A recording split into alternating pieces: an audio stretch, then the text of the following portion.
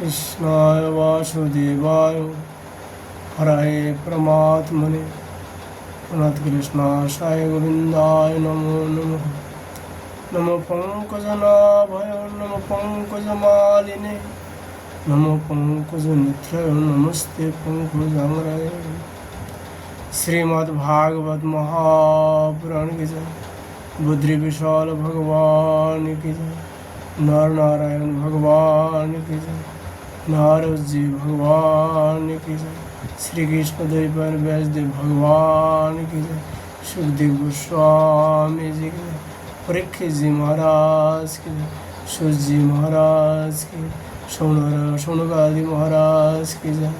श्री गुरु महाराज की जय। श्रोता बिंदु की जय। भक्त बिंदु की जय। जय जय श्री राधे श्याम निताय गौर हरि बोल।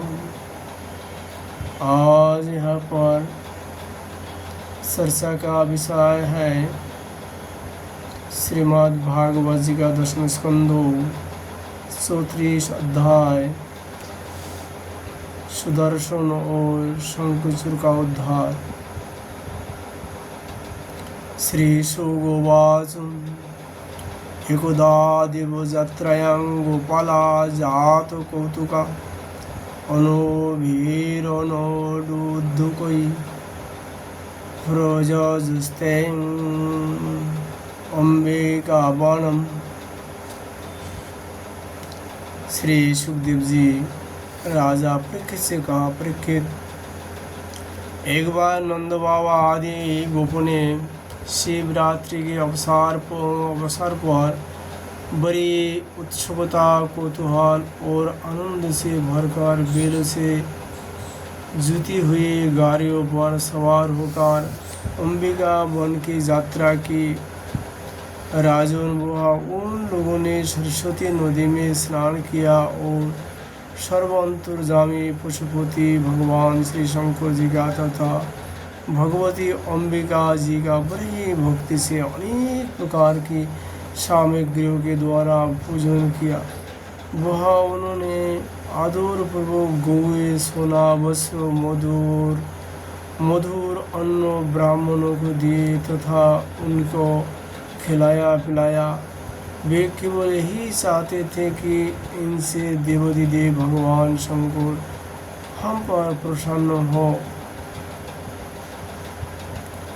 उस दिन परम भाग्यवान नंद आदि गोपों ने उपवास कर रखा था, इसलिए वे लोग केवल जल पीकर रात के समय सरस्वती नदी के तट पर ही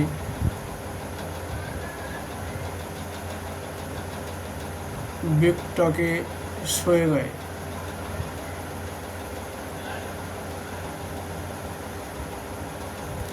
उस अंबिका वन में एक बड़ा भारी अजगर रहता था।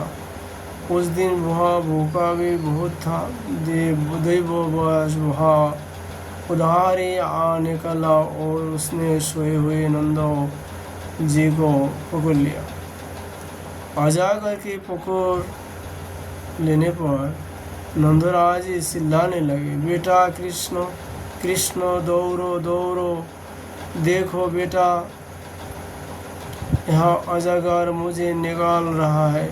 मैं तुम्हारी शरण में हूँ, जल्दी मुझे इस शंकर से बचाओ।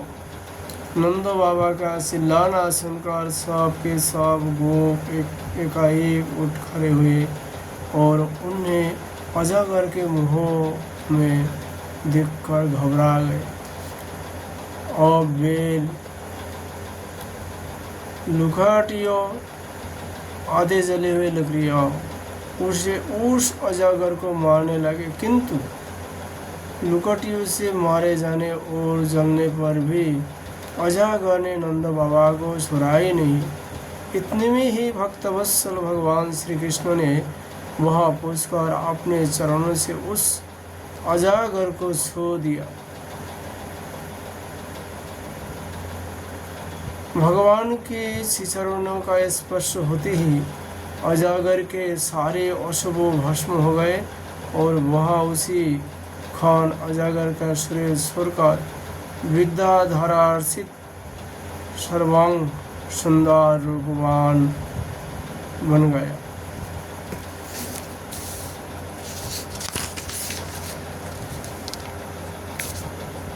उस पुरुष के शरीर से दिव्य ज्योति निकाल रही थी।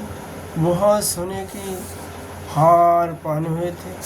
जब वह प्रणाम करने के बाद हाथ जोड़कर भगवान के सामने खड़ा हो गया, तब उन्होंने उससे पूछा, तुम कौन हो? तुम्हारे अंगों अंगों से सुंदरता फूटी पड़ती है। तुम देखने में बड़े अद्भुत जान पड़ते हैं। तुम्हें यह अत्यंत निंदनीय अजगर जनी क्यों प्राप्त हुई थी? अवश्य ही तुम्हें विवाह सुख इसमें आना भरा होगा।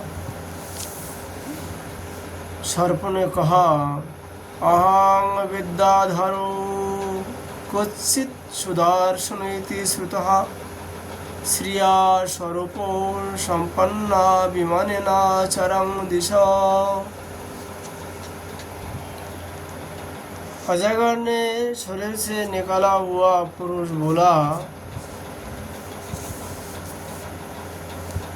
भगवान, मैं पहले एक विद्याधर था। मेरा नाम था सुदर्शन। मेरे पास सौंदर्य तो था ही, लक्ष्मी भी बहुत थी। इसी से मैं विमान पर चढ़कर यहाँ से वहाँ घूमता रहता था। एक दिन मैंने अंगिरा गोत्र के कुरु ऋषियों को देखा। अपने सौंदर्य के घमंड से मैंने उनकी हंसी उड़ाई। मेरे इस अपराध से कुपित होकर उन लोगों ने मुझे अजगर जुनियों में जाने का शाप दे दिया। यह मेरे पापों का ही फल है।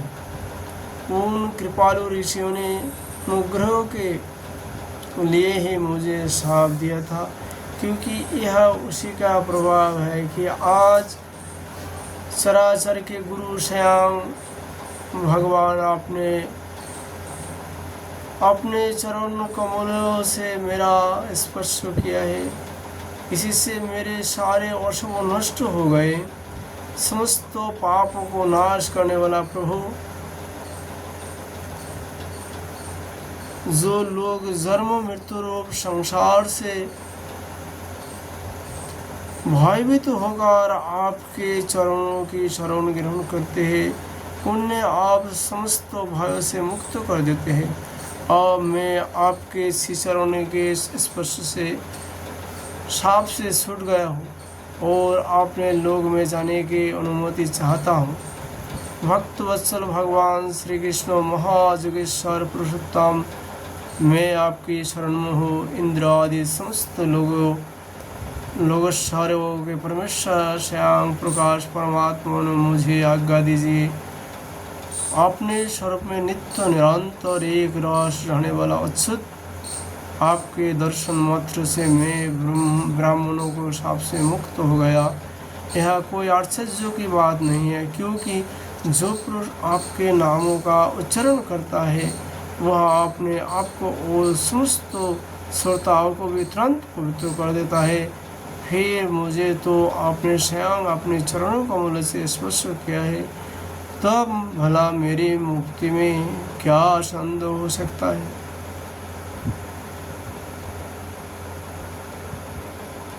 आप लोग केवल हरे कृष्ण कृष्ण कृष्ण हरे हरे, हरे राम राम राम हरे हरे।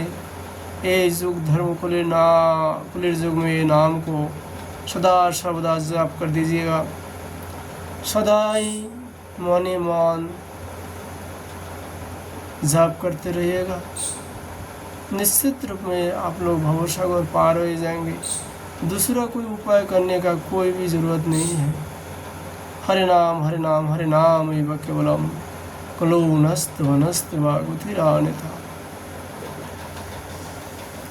इस प्रकार सुदर्शन ने भगवान श्री कृष्ण से विनती की, परिक्रमा की और प्रणाम की। फिर उनसे आज्ञा लेकर वह अपने लोक में चला गया। और नंद बाबा इस भारी संकट से छूट गए। राजन, जब ब्रजवासियों ने भगवान श्री कृष्ण का यह अद्भुत प्रभाव देखा तब उन्हें बड़ा विस्मय हुआ। उन लोगों ने उस क्षेत्र में जो नियम ले रखे थे उनको पूर्ण करके वे बड़े आदर और प्रेम से श्री कृष्ण की उस लीला का गान करते हुए पूर्ण ब्रज में लौट आए। एक दिन की बात है, अलौकिक कर्मों करने वाले भगवान श्री कृष्ण और बलराम जी रात्रि के समय वन में गोपियों के साथ विहार कर रहे थे। भगवान श्री कृष्ण निर्मल पीताम्बर और बलराम जी नीलाम्बर धारण किए हुए थे।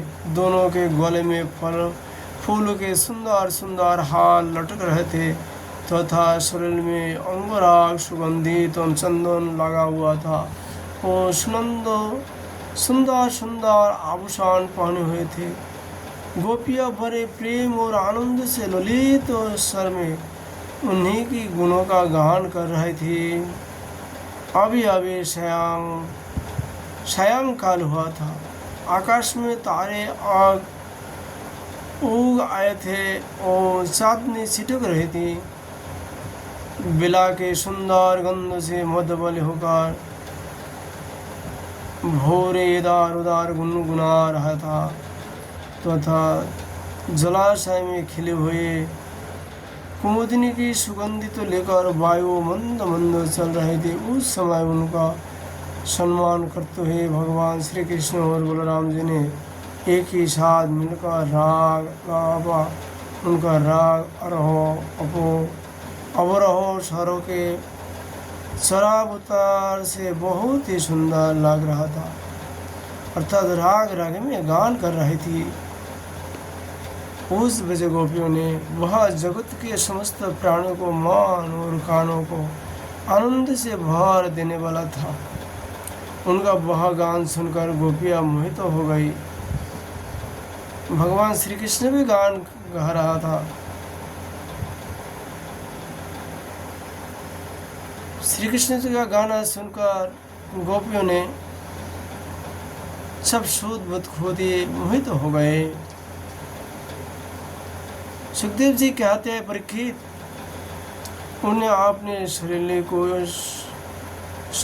भी सूद नहीं रही कि वे उस पर से खिसकाते हुए वस्त्र और चोटियों से बिखरते हुए पुष्प को संभाल सके। अपना शरीर के वस्त्र कहाँ कैसा है ये भी शुद्ध भूल गए थे। कहाँ किस स्थान पर बैठे हुए ये भी भूल गए थे। केवल भगवान श्री कृष्ण जी राग रागने सुर में गान गा रहे थे, इसमें मगन हो गए। गोपियों ने गाने लगी थी भगवान श्री कृष्ण का साथ में। जिस समय बलराम और श्याम दोनों भाई इस प्रकार स्वच्छंद विहार कर रहे थे और उन्मत्त की भांति गा रहे थे, उसी समय वहाँ शंकुचूर नामक एक यक्ष आया। वह कुबेर का अनुसार था।